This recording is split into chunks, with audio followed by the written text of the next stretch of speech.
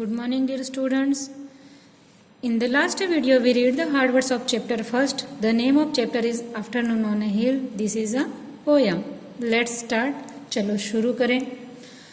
What are the things that you like to do on Sunday afternoon? Discuss in the class. ऐसे कौन से काम हैं जो आप रविवार दोपहर को करना पसंद करते हैं? कक्षा में चर्चा करें. Let us read a poem about a nature that gives us a sense of serenity. आइए हम प्रकृति के बारे में एक कविता पढ़ते हैं जो हमें शांति की भावना देते हैं. I will be the gladdest thing under the sun.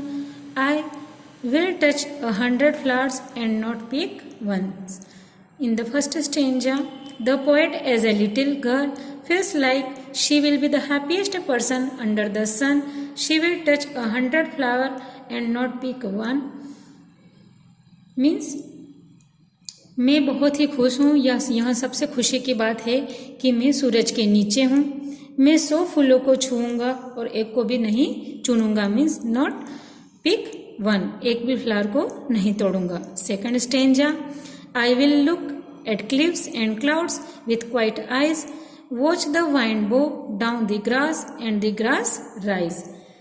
When she will look at the edge of mountain and observe the sky filled with clouds with a quiet eye, she would also look at the wind bending the grass to its will. Means मैं चट्टानों और बादलों को देखूंगा शांत आंखों से. कहाँ पर? हिल पर से. देखो घास को हवा का झोंका और घास उगती है. Last stanza, and when light began to show up from the town, I will mark which must be mine and then start down. When the sun sets and the town below begin to light up, the poet will look down and mark her house and begin the hike downwards to her house. This poem is written by Edna St. Vincent Mill. So dear students, today you have to read this poem again and complete the activity first. Activity first is answer these questions. Question number 1. When does the poet feels the happiest? The poet feels the happiest when she is under the sun. Second, when the poet is amidst nature, is she calm or agitated? Which line from this poem tells you that?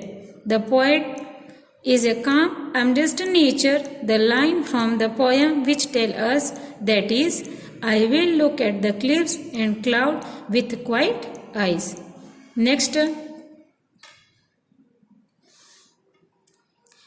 where do you think the poet is sitting when she writes this poem?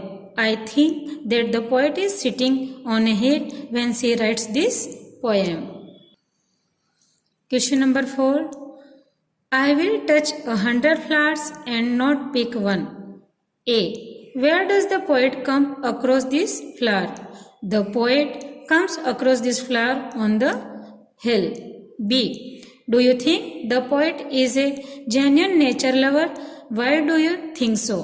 Yes, the poet is a genuine nature lover because she feels happy when she looks at the sun, the flowers, the cliffs, the clouds and the grass. C. The poet says that she will not pick any flower. What does this action tell you about her? This action tells us that she is considerate and doesn't want to cause any harm to the nature. Question number 5. With quiet eyes, watch the wind bow down the grass and the grass rise. A. Why does the poet say quiet eyes? Hint, usually quiet is associated with the mouth or not making a sound. Here it refers to the poet's mind or thought that are quiet too. The poet says quiet eyes because she is admiring the beauty of nature with quiet thoughts. B. What is the poet observing in the silence? The poet is observing the cliff, the grass, the clouds and the wind which makes the grass bow down. C. What is making the grass bow down and rise? The wind is making the grass bow down and rise. Question number 6. Where do you think the poet lives? Has she escaped somewhere? No. The poet lives in a town. No, she hasn't escaped anywhere. She just went to the hill one afternoon to admire nature's beauty. Last 7 question. When does the poet plan to return to her home? The poet plans to return to her home when lights begin to show up from the town. So dear students, you have to write this question answer in your notebook. Thank you.